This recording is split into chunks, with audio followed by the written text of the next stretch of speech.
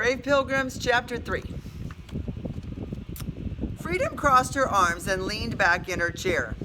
Tommy looked back at Freedom and then back to me.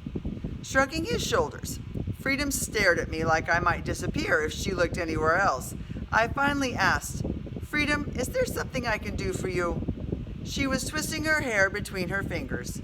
I could tell she was pondering whether she wanted to say something or not. She looked across the room at Tommy and then back at me. She was a pretty girl with very tan skin. She flipped back the blue feather in her hair and then pushed the rest of her long black hair behind her shoulders. Finally, she spoke and said, "He never left." "Excuse me?" I asked. "I'm not sure I understand what you're referring to." Actually, I knew exactly what she was referring to, but I decided to play dumb. "Liberty, he's still in the room," she calmly said. "And I can smell him. Horses have a strong scent, and if you look closely, you can see his image outlined against the back wall." Still sitting at her chair, she turned around and traced Liberty's outline with her finger. "I don't see anything," Tommy said, as he strained to see what Freedom was pointing at. It was apparent that Freedom had a gift. She acted as sure as if she were pointing at the sun. Questions raced through my head. Could I trust these students about the time travel ability that Liberty and I enjoyed? Would they be able to keep the secrets about our historical missions? I decided to take a chance and said, "As I mentioned earlier, Liberty is an extraordinary horse. In addition to his language skills, he has the ability to disappear." "Not disappear," said Freedom.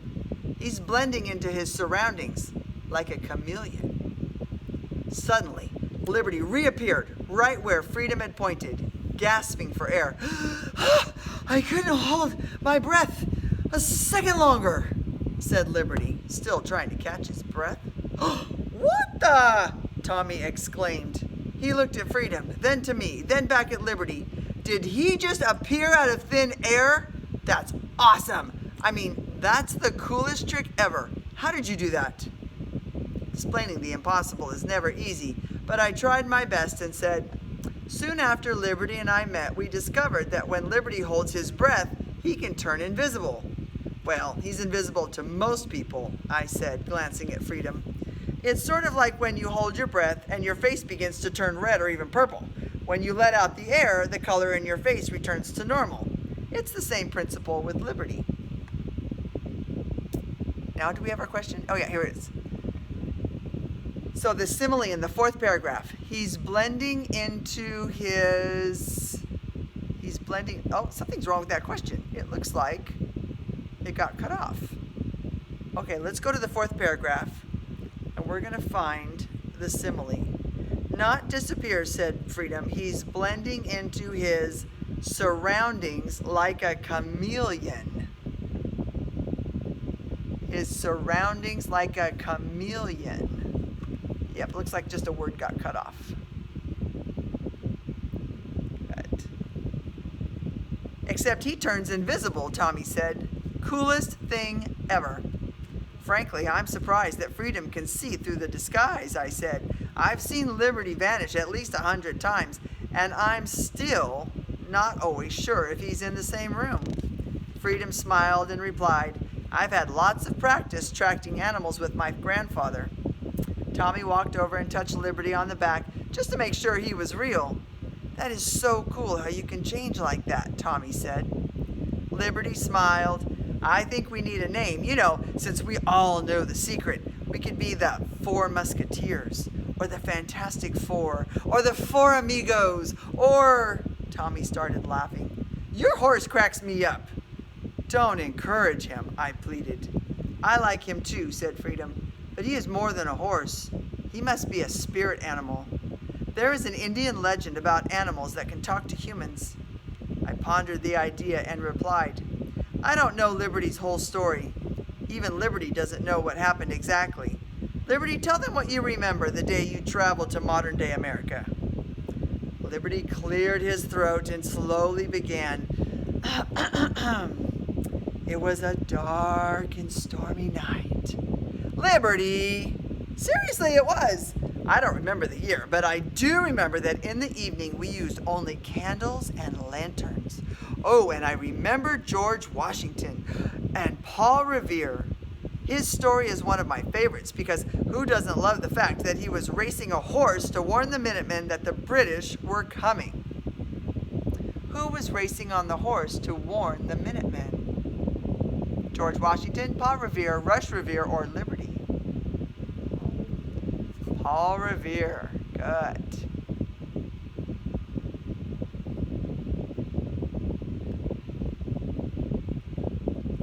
I mean, if you ask me, the horse is the real hero. I jumped in and said, I've concluded that Liberty is originally from the Revolutionary time period and lived during the Revolutionary War. His memory is spotty, but he has several strong memories during the 1770s.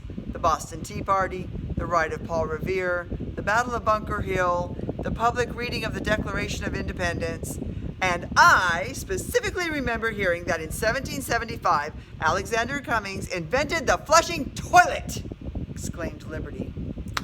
I've never heard you mention that, I said, surprised. It just popped into my head, Liberty replied. But that doesn't explain how Liberty ended up in modern-day America, said Tommy. Or the fact that he can talk and turn practically invisible, Freedom added. Yes, well, let me try to explain, I said. Liberty remembers a lightning storm. Liberty butted in. I'm not a big fan of lightning. Just the thought of it gives me the willies.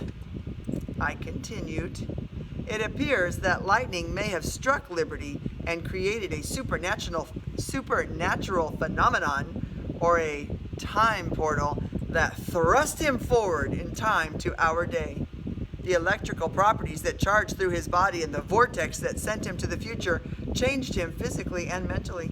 He can not only talk and disappear, but he's also... I paused, trying to formulate the right words. Freedom finished my sentence and said, a time machine. What? Tommy said, confused. Did I miss something? Did you just say time machine? He's more like a time portal, I said, to clarify.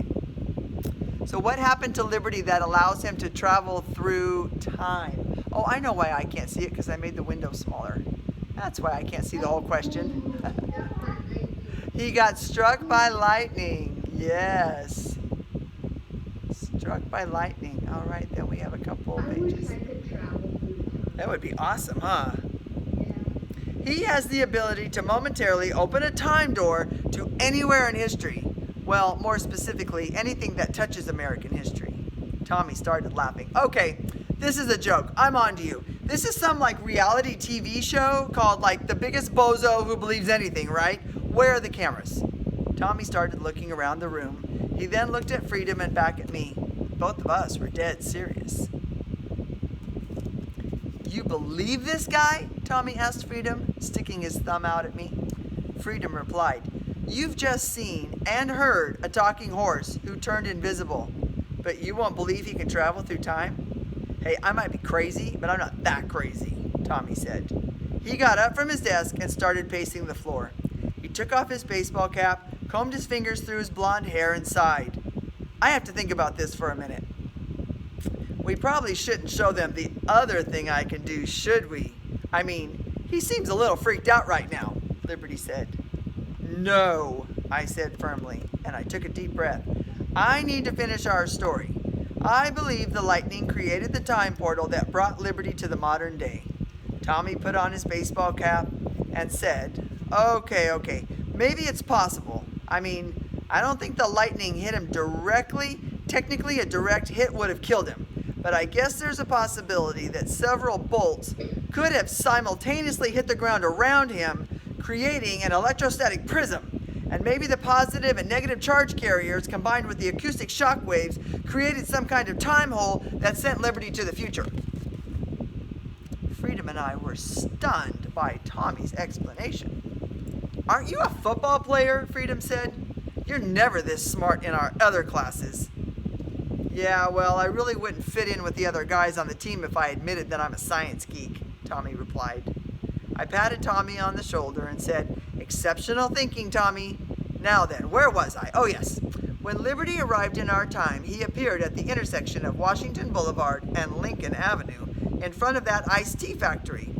It was late at night and I was leaving the factory dressed as Paul Revere. Wait, you were dressed like Paul Revere like you are now? Asked Tommy. Yes, that's right, I said. I'd been hired as part of a promotional campaign. My Paul Revere self was printed on banners, billboards, buses, even on the side of the bottles. It was rather embarrassing, but it paid good money. Anyway, as I was saying, I was leaving the factory dressed as Paul Revere when I had the strangest feeling I was being followed. Liberty was nearly trotting in place and excitedly said, Oh, can I tell this part? I was so happy to see someone I recognized. Well, I mean, I'd never met Rush Revere before, but I recognized his clothing. It was the only thing that felt like home. I first saw him on a billboard, then on the side of the bus, and when I saw him walking out of the iced tea factory, I was like, oh, that's him! But there were all these traffic lights and cars and horns, and they sort of freaked me out because I had never seen or heard any of these things before, so I was like, bah! I ran across the street, waving my way through traffic, and nearly stopped when I smelled the heavenly scent coming from the peanut vendor, and I was like, ah, that smells so good. But I couldn't stop because I didn't want to lose sight of Rush Revere.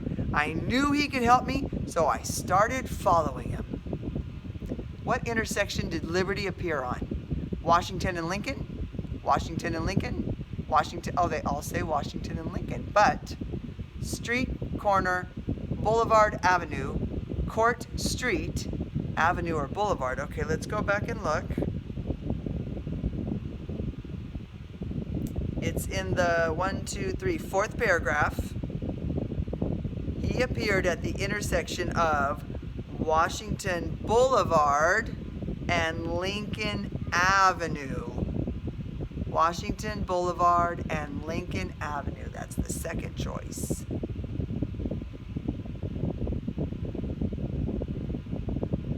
Good. Okay. That's right, I said. And after weaving my way through town for a couple of miles, I realized that the strange horse, no offense, was not giving up. Of course, I was very curious why a horse without a rider would be following me. I decided to simply stop walking and wait for him to catch up. I'm glad you did, but if I were you, there's no way I would have stopped. I mean, you might be a mugger or a zombie or even worse, a vacuum cleaner salesman, Liberty said. I continued. Anyway, I had to pinch myself several times when Liberty started talking, and when we discovered he had the ability to open a time portal, I was reluctant to jump through. Nevertheless, I did, and it was the beginning of our adventures through history. Tommy turned to Freedom and said, You realize we can't tell anyone about this. Seriously, Mr. Revere would get fired, and even worse, I'd probably get invited to join the chess club. What's so bad about the chess club? Freedom asked defensively. Sorry I brought it up. It's just that at a different school, I was in a chess club. One word, boring, no competition. I pretty much wasted everybody. And then all these chess nerds followed me around like I was their king. No thank you.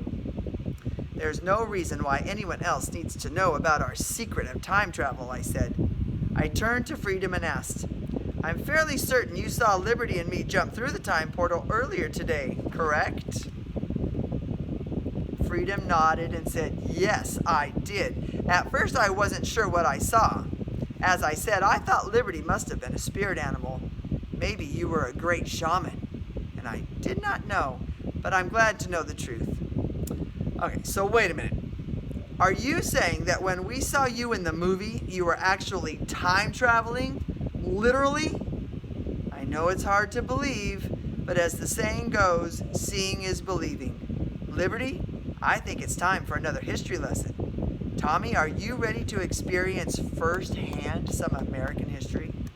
Tommy looked at Freedom, then to Liberty, who nodded wildly, and then back to me. He finally said, You mean now? We can do that? I mean, of course I want to go. My football coach won't be happy that I skipped practice, but, Tommy said, laughing, I'll just blame it on the new substitute history teacher. Oh, and I need to be home for dinner, or my mom won't be happy either. No problem, I said. Freedom, how about you?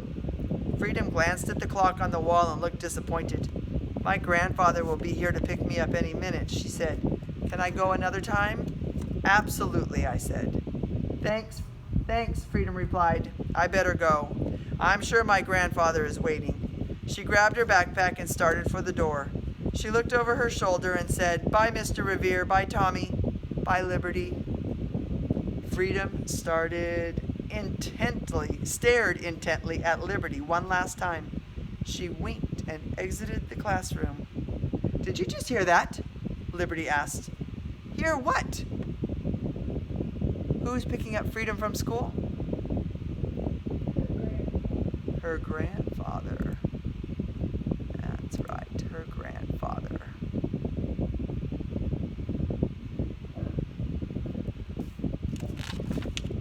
I heard Freedom's voice echo in my head. She said, Don't have too much fun without me, right before she left the classroom, said Liberty. Fascinating, I thought. Maybe you just imagined it, said Tommy. Help me rearrange these desks so Liberty has some running room, I said. We quickly pushed the desks to the sides of the room. I climbed up onto Liberty's saddle and invited Tommy to join me. Where are we going? Tommy asked, sounding a bit unsure. The Mayflower, of course, I said. I've never been on a ship before, Tommy said sheepishly. Good to know. If you feel yourself getting nauseous, I have medicine for motion sickness, but I don't want to give it to you unless you really need it. Tommy said, Let's hope I don't need it. Before I have you get on Liberty, I want you to watch what's going to happen. Liberty will open a literal time portal right here in this classroom. He and I will jump through first. We'll find you some 17th century clothing and then return for you. What? You don't think people in 1620 are wearing blue jeans, sneakers, and a t-shirt that says Manchester football? Tommy winked. I smiled back and said, I happen to know that American football wasn't started until 1879, so the answer would be no. What year did American football start? 1879. We'll be back in a flash, Liberty said. Tommy looked doubtful. So I should just sit down and watch this. What exactly is going to happen? Is lightning involved? I mean, that's how it happened the first time, right? It's a bit hard to explain, I said. That's why I want you to sit this one out and just watch. Can we get you anything while we're gone? Something to snack on? A beverage, perhaps? Liberty asked. Tommy plopped down at a random desk along the side of the room, grabbed his backpack, and pulled out a Snickers bar. I'm good. I'll just sit here and play Word Slamma-Jamma on my phone. Just before class, I got my highest score. 126 points with the word quillback. What's a quillback? Some kind of a porcupine? Liberty asked. No, it's a fish. A carp sucker, actually. Pretty common in lakes on the East Coast. They're easy to spot because one ray of their dorsal fin is longer than... Oh, sorry. Sometimes my inner nerd comes out, Tommy said apologetically. He took a bite out of his candy bar. So what is a quillback? A porcupine, a fish, a hedgehog, or a skunk? A fish. Hedgehog. I haven't either. So how long is this trip of yours going to take? You'd be surprised what can happen with a time-traveling horse, I said, winking. Let's go, Liberty. As Liberty started galloping, he said, Rush, rush, rushing to history. The time portal opened. Tommy watched as a circular pattern of gold and purple swirled in the center of the classroom and quickly expanded until it was the size of a large satellite dish. Liberty jumped through the center and disappeared. A second later, the portal closed. Tommy was still chewing his first bite of Snickers when the time portal reopened and Liberty jumped back into the classroom. Cool, Tommy said as he jumped out of his seat. That was whacked out. That portal thingy, I saw it. There were these swirling colors, and then you jumped through and vanished. That was crazy. Seriously, I saw it, but I still don't believe it. Wait, why are you back so soon? Did you forget something? Tommy asked, confused. We're finished. We have your clothes, I said, pulling my traveling bag over my shoulder and tossing it on the floor near the desk Tommy was sitting at. And we brought you back a freshly baked carp pie, said Liberty. You got me a what? Tommy asked. A carp pie, Liberty clarified. You know, like a meat pie, but with fish. You seem so excited about the word quillback that I thought you enjoy eating it. It looks delicious. I mean, if you're into that sort of thing. Personally, I'm a vegetarian, but the cook seasoned it with pepper and salt and nutmeg and then baked it with raisins, lemon juice, and slices of orange peels with just a sprinkle of vinegar. Mwah! Voila! I opened the lid of the serving tray to show Tommy this 17th century dish. He swallowed his bite of candy bar and looked at the fish like it was an alien artifact from Mars. So what did Liberty bring back for Tommy? A chicken pot pie, a blueberry pie, a carp pie, or a shoe fly pie? I would much rather have blueberry pie. Me too. Absolutely. It's not big chicken pot pie. How is this possible? You weren't gone for more than 5 seconds, Tommy managed to say. Well, it actually took us closer to an hour, I said. We had to visit 2 different clothers to find all the items I was looking for. I hope it all fits. And then Liberty was absolutely set on getting you this carp pie. I must admit it was very thoughtful of him. I covered the fish with the lid and Tommy took the tray, not really knowing what to do with it. I said, when it was time to come back to the modern day, Liberty returned to the present at the same time we'd left, give or take a few seconds. I told you we'd be back in a flash, Liberty said, smiling. You can do that? Tommy asked. I mean, I guess you can because you did. Sorry, still trying to wrap my head around the fact that time travel is even possible. Don't think about it too much, I said. Why don't you take the bag, slip down to the bathroom and change? When you get back, we'll all jump through the time portal and begin our voyage on the Mayflower. Okay, sure. Sounds good to me, Tommy said. Oh, and thanks for the fish. Not much time to eat it now. Maybe I can just leave it in the classroom, and then when we return back to the present in a few seconds, it might still be warm, right? You catch on fast, I said. Tommy set the tray on the teacher's desk, grabbed the bag of clothes, and left the room. He returned a few minutes later looking like a 17th century Pilgrim boy. He wore a short-sleeved, off-white linen shirt with a collar. Over that, he wore a blue doublet that buttoned down in the front. In addition, he wore green, baggy breeches, yellow stockings, leather shoes, and instead of his red baseball cap, he wore a brown, wide-brimmed hat. What are the pants called? Doublet, breeches, or stockings? The pants are actually the breeches. Breeches. The doublet is kind of like a vest, and the stockings are the socks. Yeah. Yep, just like that. Yep. Lost my spot there for a second. Tommy handed me the bag with his modern-day clothes, pointed to what he was now wearing, and said, I assume you intended me to wear these clothes, right? There was a dress in the bag, too, but it really wasn't my style. I chuckled. I forgot about that. Yes, I purchased a dress for Freedom. I thought she might need it the next time we time jump. I slipped the bag into a bottom drawer in the teacher's desk. Tommy lifted his heel out of his shoe and put it back again. For the record, these shoes need some padded insoles. And these pants? What are they called again? Breeches, I said. Yeah, these breeches are really itchy. Well, you look great, I said, from on top of Liberty's saddle. Now, jump up behind me. Tommy seemed unsure of what to do and said, I've never been on a horse before. No worries. We'll make this easy. Liberty, walk over to the teacher's desk so Tommy can climb on from there. When Tommy was sitting behind me, I said, hold on to the saddle. Liberty is a smooth jumper and he's getting better at where he lands, but just in case. For the record, Liberty defended, I've been 100% accurate since we accidentally landed in Boston Harbor that time. Let's not forget about the Civil War battlefield, I reminded him. Well, it's hard to forget when you keep bringing it up. Back then I was a novice, but I think I've come a long way, not to mention that I did save you from that cannonball. What cannonball? Tommy asked curiously. A story for another time, I said. Liberty, We need to land undetected on the Mayflower. What does undetected mean? Seen or unseen? If they're landing on the Mayflower, do you think they want people to see them landing on the Mayflower?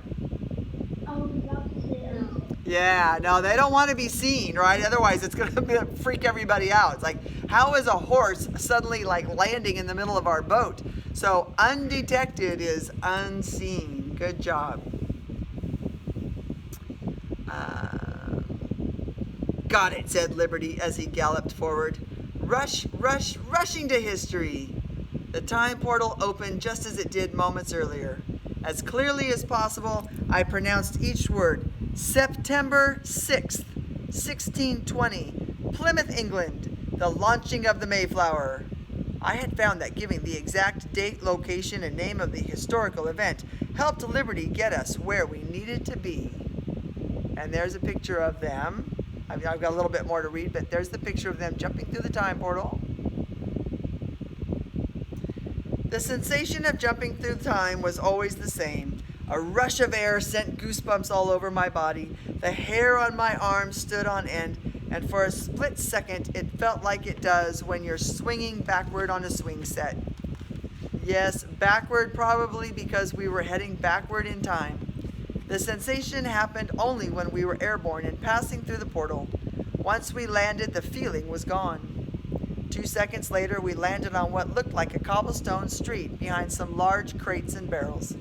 As we peered out from behind the cargo, we immediately saw a large sailing vessel about 100 feet in length and 25 feet wide that was moored alongside a stone wharf. 3 tall masts with square rigged sails stood like the Queen's guards at Buckingham Palace, as men, women, and children, carrying few possessions, walked down a dozen or so stone steps, and then crossed over a wooden gangplank to board the ship. "That's it!" I exclaimed. "That's the legendary Mayflower, with the original Pilgrims, as they board to set sail to the New World. This is truly an exceptional moment for America. This little ship with 102 passengers is going to cross the wide Atlantic Ocean, more than 3,000 miles, with no guarantee that they're going to make it. Imagine how nervous or scared you might feel." How many passengers were on the Mayflower? 152. Good. And what ocean were they crossing to get to the New World?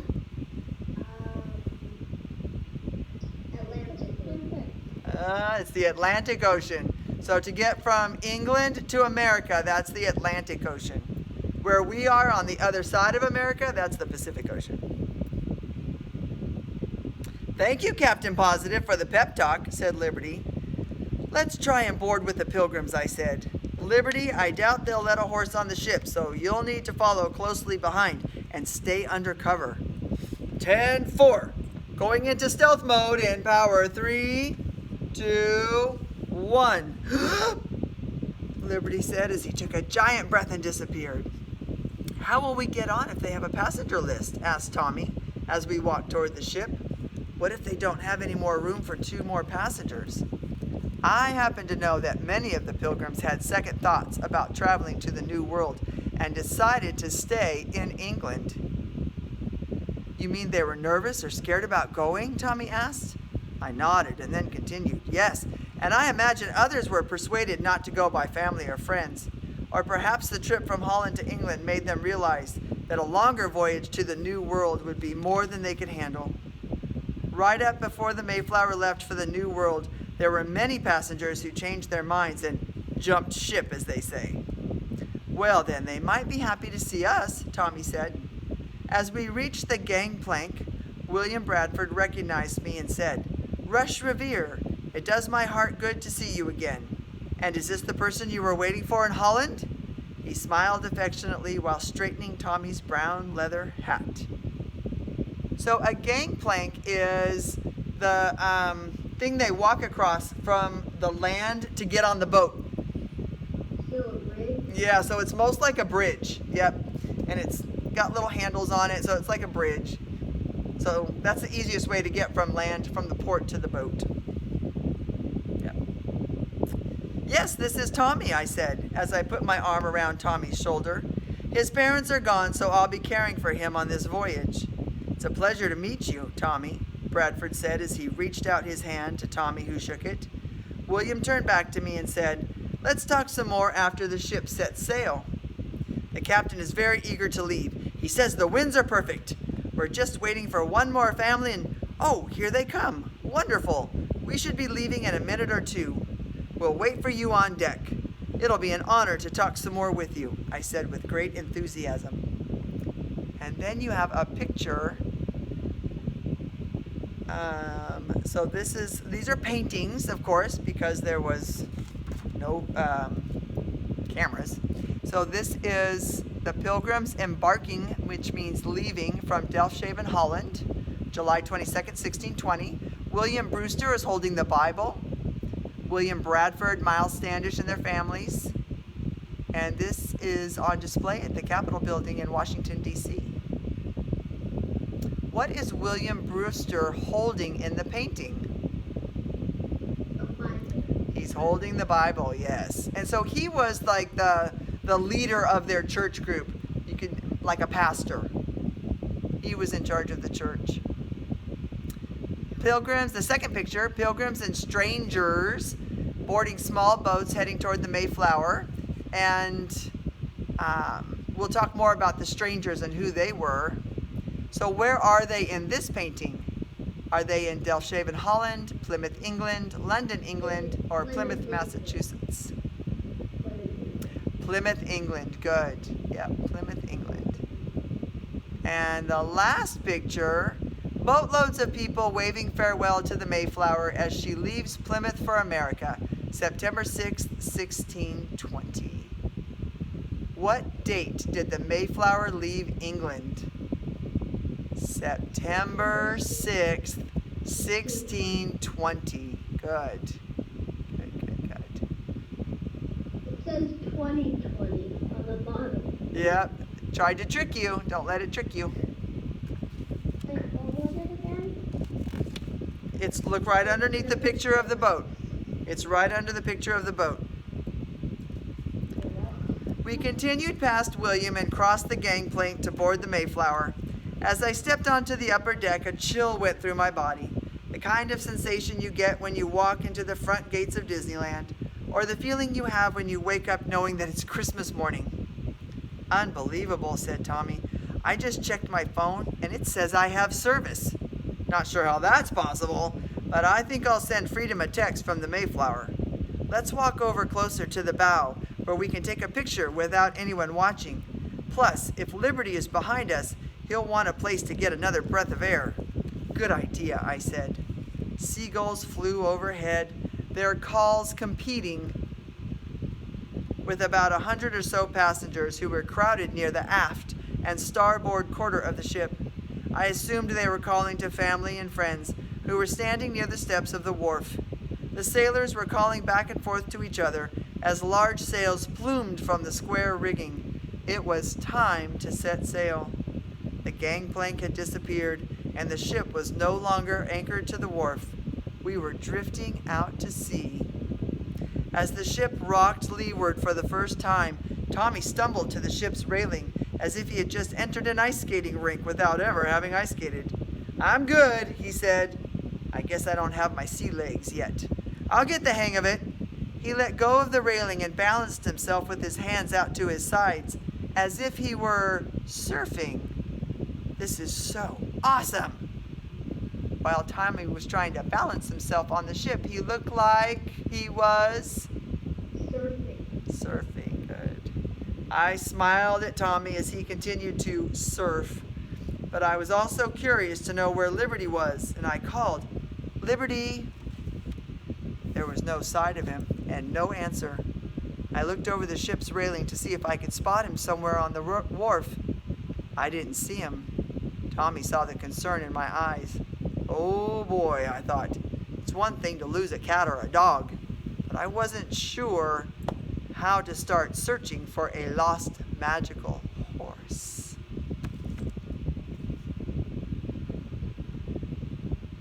Uh-oh, I hope Liberty's on board. If he's not, Yes, we will.